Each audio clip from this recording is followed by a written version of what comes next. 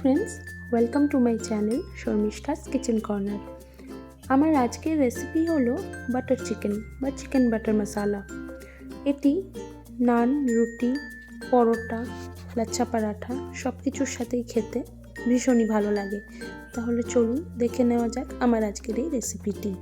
Butter chicken বানানোর জন্য নিয়েছি 500 গ্রাম পরিমাণ বোনলেস চিকেন। তাতে দিয়ে দিচ্ছি 1 টিস্পুন আদা রসুন বাটা, হাফ কাপ জল ঝরানো টক দই বা হাঙ্কার্ড, 1 টিস্পুন কাশ্মীরি লঙ্কার গুঁড়ো, 1 টিস্পুন গরম মশলা গুঁড়ো, স্বাদ অনুযায়ী লবণ দিয়ে দিচ্ছি এবং একটি অর্ধেক পাতিলেবুর রস দিয়ে দিচ্ছি। এই সব কিছুকে দিয়ে খুব ভালো করে চিকেনটাকে ম্যারিনেট করে 1 ঘন্টা মতো রেখে দিতে হবে। আমি এখানে বোনলেস চিকেন নিয়েছি, তবে আপনারা চাইলে উইথ বোন চিকেনও ব্যবহার করতে পারেন। অপরদিকে একটি ফ্রাইং প্যান নিয়ে নিচ্ছি এবং তাতে বেশ অনেকটা পরিমাণে দিয়ে দিচ্ছি বাটার। বাটারটা হালকা মেল্ট হয়ে এলে এক এক করে চিকেনের পিসগুলো খুব ভালোভাবে লো টু মিডিয়াম ফ্লেমে ভেজে নিচ্ছি। চিকেন পিসেসগুলোর দুটো সাইডই 3-4 মিনিট করে কিন্তু ভেজে নিতে হবে। আর এক্ষেত্রে গ্যাসের ফ্লেম বাড়িয়ে দিলে চলবে না, না হলে এটি বাইরে থেকে পুড়ে যাবে। লো টু মিডিয়াম ফ্লেমে 3-4 মিনিট ধরে এক একটা দিক খুব ভালোভাবে ভেজে নিতে হবে। আর ঠিক এরকম একটু লালচে রং আসা পর্যন্ত অপেক্ষা করতে হবে। চিকেনগুলো আমার ভাজা হয়ে গেছে। এবার এগুলোকে তুলে রেখে এই সেম ফ্রাইং প্যানেই দিয়ে দিচ্ছি দুটো মিডিয়াম সাইজের বড় বড় করে টুকরো করে কেটে রাখা পেঁয়াজ।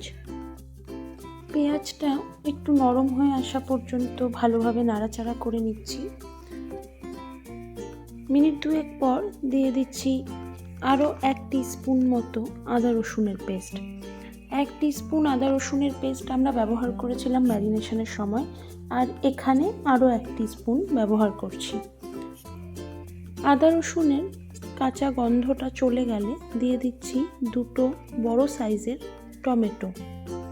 টমেটোগুলোকেও আমি খুব বেশি ছোট করে কাটিনি, যেহেতু এগুলোর একটা পেস্ট তৈরি করব। দিয়ে দেব পরিমাণ মতো লবণ। মনে রাখতে হবে কিছুটা লবণ আমরা ম্যারিনেশনের সময়ও দিয়েছিলাম। লবণটা দেওয়ার ফলে পেঁয়াজ এবং টমেটো আরও নরম হয়ে আসবে। এবার একে একে কিছু গুঁড়ো মশলা এখানে দিয়ে দিচ্ছি। দিয়ে দেব 1 টিস্পুন মতো জিরে গুঁড়ো, 1 টিস্পুন মতো কাশ্মীরি লঙ্কার গুঁড়ো, 1 টিস্পুন গরম মশলা গুঁড়ো। গরম মশলা গুঁড়ো আর কাশ্মীরি লঙ্কার গুঁড়ো ম্যারিনেশনের সময়ও আমরা কিছুটা ব্যবহার করেছিলাম। মশলাগুলো যাতে পুড়ে না যায় এজন্য খুব সামান্য পরিমাণে এখানে জল ব্যবহার করছি। জল দিয়ে ভালো মতন নাড়াচাড়া করে নিয়ে ঢাকা দিয়ে লো ফ্লেমে মিনিট 2-3 রান্নাটা হতে দেব। মিনিট 3 পর ঢাকাটা সরিয়ে নিয়ে এবার এর মধ্যে দিয়ে দিলাম 6টা কাজু বাদাম এবং 4টে শুকনো লঙ্কা। এই সব কিছুকে আরও মিনিট 2 নাড়াচাড়া করার পর ঠান্ডা করে নিয়ে একটি মিহি পেস্ট তৈরি করে নিতে হবে। অপরদিকে আরেকটি ফ্রাইং প্যান নিয়ে নিয়েছি এবং এতে 2 টেবিল চামচ পরিমাণ বাটার নিয়ে নিচ্ছি।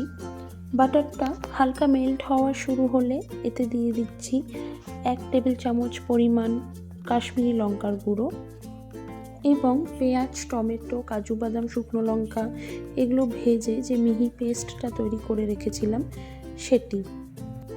এক্ষেত্রে বলে রাখি, এই রান্নায় কিন্তু আমি হলুদের ব্যবহার করছি না, তবে আপনারা যদি চান তাহলে অবশ্যই ম্যারিনেশনের সময় সামান্য হলুদ ব্যবহার করতে পারেন। পেঁয়াজ, টমেটো এগুলো ফ্রাই করার পর যে মিহি পেস্টটা তৈরি করবেন সেটি যদি তৈরি করার পর দেখেন যে খুব একটা মিহি হয়নি, তাহলে কিন্তু একটি ছাঁকনির সাহায্যে ছেঁকে নিতে হবে। কারণ এই রেসিপিতে যে গ্রেভিটা হয় সেটি যদি একটু স্মুথ না হয় তাহলে কিন্তু খেতে ভালো লাগবে না। গ্রেভিটা দিয়ে মিনিট 2 নাড়াচাড়া করার পর চিকেন পিসেসগুলো গ্রেভিতে দিয়ে দিয়েছি এবং তাতে 1 কাপ পরিমাণ জল দিয়ে ভালো করে মিশিয়ে নিয়ে ঢাকা দিয়ে লো টু মিডিয়াম ফ্লেমে রান্নাটা হতে দেব। মিনিট 5-7 পর ঢাকাটা সরিয়ে নিলাম। যেহেতু বোনলেস চিকেনটা রান্না হতে খুব একটা সময় কিন্তু লাগবে না, আর তারই মধ্যে আমার চিকেনটা ফ্রাই করা আগে থেকেই হয়ে গিয়েছিল, সুতরাং চিকেনটা খুব ভালোভাবে সেদ্ধ হয়ে গেছে। এবার আমরা দিয়ে দিচ্ছি প্রায় 1/2 কাপ পরিমাণ ফ্রেশ ক্রিম দিয়ে ভালো মতন মিশিয়ে নিয়ে এবার দিয়ে দিচ্ছি খুব সামান্য পরিমাণে কাসুরি মেথি। রান্নাটা আমার হয়ে গিয়েছে। এবার গ্যাসের ফ্লেমটি অফ করে দিয়ে স্ট্যান্ডিং টাইমে 2 মিনিটের জন্য ঢাকা দিয়ে রেখে দিচ্ছি। তৈরি হয়ে গেল বাটার চিকেন বা চিকেন বাটার মশালা। কেমন লাগলো আমার আজকের এই রেসিপিটি অবশ্যই আমাকে কমেন্ট করে জানাবেন। ভালো লাগলে ভিডিওটিকে লাইক এবং চ্যানেলটিকে সাবস্ক্রাইব অবশ্যই করবেন।